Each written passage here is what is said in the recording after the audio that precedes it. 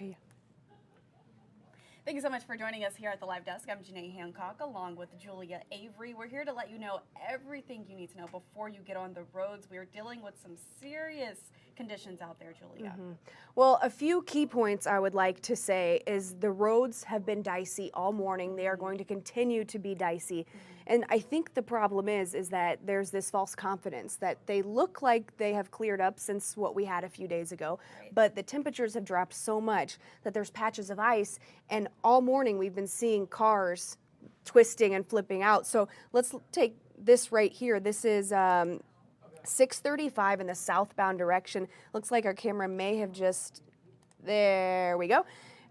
It was all lanes shut down just a few minutes ago, and they've opened back up one lane here. And if you look really closely, you can sort of see the flakes coming down. And this is just one. Right now, things have cleared up across the roadways a little bit. And when I say cleared up, I mean traffic-wise, not conditions. But that is just one of many that we've seen. I-70 coming into the downtown from the Missouri side was completely closed off for a while, and that just opened up about half an hour ago. And we're seeing a lot of like this, where cars maybe slid and something happened to the tire. Now they can't drive anymore. But here's another good example of, you can see those flakes of snow coming down, which it's just so cold out there that there's ice all over the place. Yeah. But like I said, for the most part, a lot of those shutdowns have now reopened. Our emergency services have been hard at work throughout the night.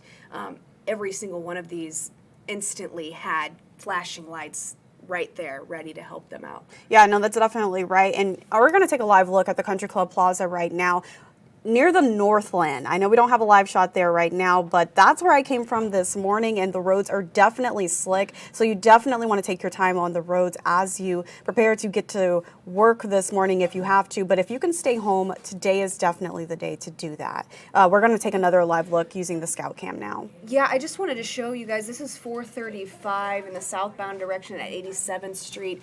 And you can see right here in the middle, tire tracks through the snow, because I think so many people, especially when it was still dark this morning, were coming through and thought they were good. They thought they were good to go the speed limit, and then that's when they lost control of their vehicles. We had a crash on 70 early this morning at 23rd Street that so many people spun out. It got on both directions, the eastbound and westbound lanes, from people spinning out. And then some of the guardrails were so bent out of shape that they had to get snow plows in there to help try and push them out. Just incredible video that we're seeing this morning.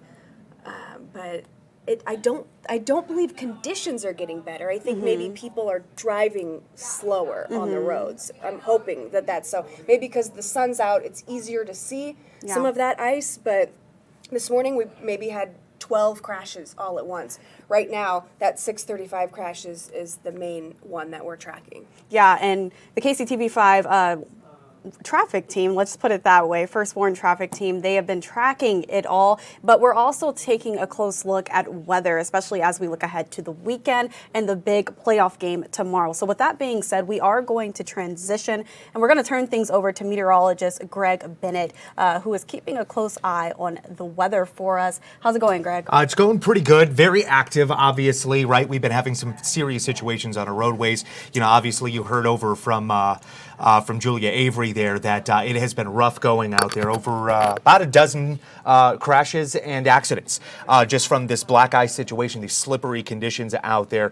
Now what's going to be taking on deck here is going to be a little bit of flurry action. And we're going to continue on with wet conditions turning over into freezing conditions, right? Black ice being a problem here. First things first, obviously you see the forecast in front of you, and I'm about to give you a little perspective when it comes down to the temperature. It's cold now. It truly is. I mean, we're talking about middle to lower teens out the door as we speak. And with the wind out there gusting up to 30 miles per hour, which has been rather common for us this morning, it feels like we're around -5 to -7 degrees. It's a cold, cold morning, and it could be dangerous on those roadways. But as we move forward to Saturday alone, let me put this into play for you. I'm just going to zip it. Soak it in. Just soak in those numbers. That is your air temperature at kickoff, -1 degree. By halftime, -2. By fourth quarter, -4 degrees. Now, I said perspective on this. If we do achieve -1 for the kickoff, it would truly be the coldest day on record at Arrowhead that the Kansas City Chiefs have ever had to play in. Not only that, but how about some more perspective? It would be the 5th coldest football game in all of NFL history. That's cold. Look at your wind chill values here, friends. We're talking about anywhere between -22 to -26 degrees. More perspective. If you were to just have no gloves on, right? You've got everything all, bundled up, right? You've got the scarf over your face. You've got the headgear on. You've got 3 layers of clothing on to keep yourself warm, but you forgot your gloves. At -26 as a wind chill, you have about 15 to 20 minutes before frostbite. That's how dangerous the cold is going to be as we move forward. And that's just Saturday. And the funny thing is, Saturday's forecast is not the coldest day in our outlook. And it's all in association with this massive area of low pressure that we continue to track for you closely. Let me show you how large this storm system is. I'm going to go into our satellite radar system. I've went ahead and I grabbed our L's, our fronts, and I adjusted that into the actual satellite radar system. So it really gives you an idea synoptically what we're dealing with. This low's center is technically just to the north and east of the Kansas City metro. It continues to shift more to the north and east overall, the entire storm system itself. But how large this storm system is just mind-blowing. And this is why I've actually become a meteorologist. Because in one singular storm system that we've got here, you could have severe thunderstorms, tornado development, and flooding, which is all happening into the Mississippi River and Tennessee River valleys on the southern end of the storm system itself. You can see those reds and oranges and yellows, but on the northern side, a switch happens. A switch happens to the point where the air temperature within the low levels, mid levels, and upper levels of the atmosphere are consistently down to around the freezing mark or colder. And then we see the turnover, the switch in our precipitation to snowfall or rain-snow mix or misting, freezing conditions.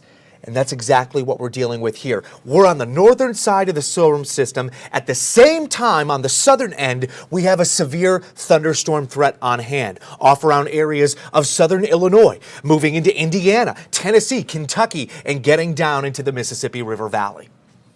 It's incredible. It's a large storm system, and it's affecting us all across the country just in general. Look at KCI alone, where we're already starting to see cancellations and delays, all thanks to the same storm system that we're dealing with. And some of those delays are coming out of Biloxi, Mississippi.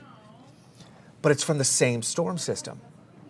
Now you can see the backside of that. Do you see those blue arrows that I'm showing you right there? Those blue arrows that come in from the north and track down? That's where we're going to be pulling in major cold air. I'm just going to go ahead and zoom all the way out from our low pressure system.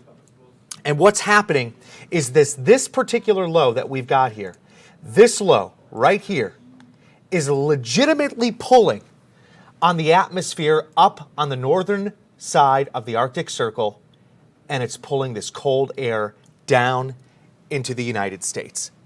That's wild. That's wild to see that we've got such a large area of low pressure that it's associated with mid and upper levels of the atmosphere and driving a cold air mass out of northern Canada. That's where we're getting our cold temperatures, friends. And when it comes down to it, as we progress into the day side of our weekend, let alone Saturday, I'm going to bring in our 7-day forecast right now. We get into temperatures in the single digits. And these single digit temperatures, mind you, 7 degrees on Saturday, 1 degree on Sunday, We're not talking about the afternoon. No.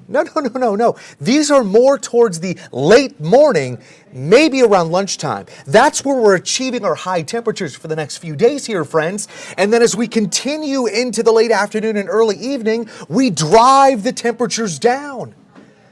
As we move on into Sunday morning, -8 degrees before sunrise. By Monday, -10 degrees.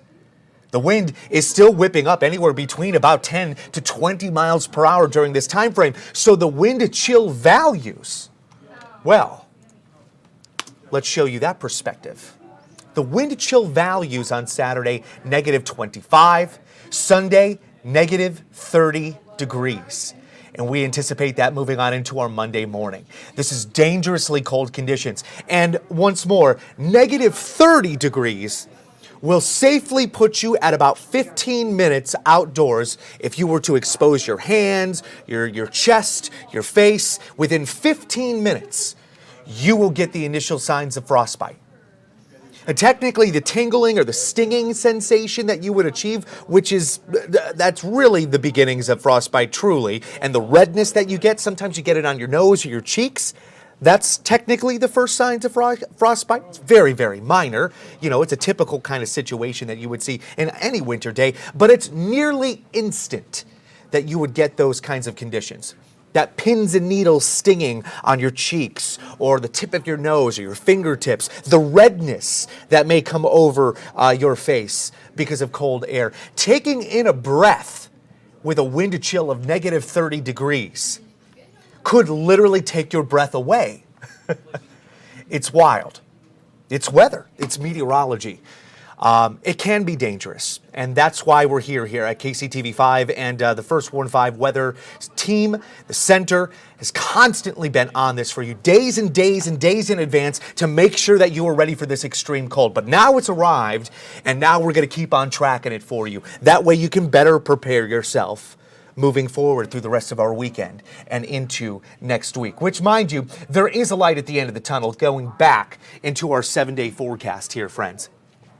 It's going to take a quick second to pop on up. We do get warmer. By next Wednesday, we're finally getting closer to freezing temperatures for the daytime high, getting around the middle and upper 20s. Your morning lows out of the negatives at least, but still some very cold stuff ahead of us. I want to leave you with your weather forecast here with a live look over the plaza, because this is fascinating. I haven't had an opportunity this morning in my weather forecast to mention this, but do you see Brush Creek there? You see that? Do you see that there's snowfall accumulating actually on the creek itself? It's because it's frozen over on the top. Now, not the whole creek is not necessarily frozen over. You can actually see where it gets closer to the bridge, the line at which we have ice crystallizing on the top of the water there. But the creek itself is beginning to freeze over, and we anticipate the creek and other bodies of water to freeze over throughout the next several days, thanks to these extremely dangerous cold temperatures. All right, friends, that's your forecast.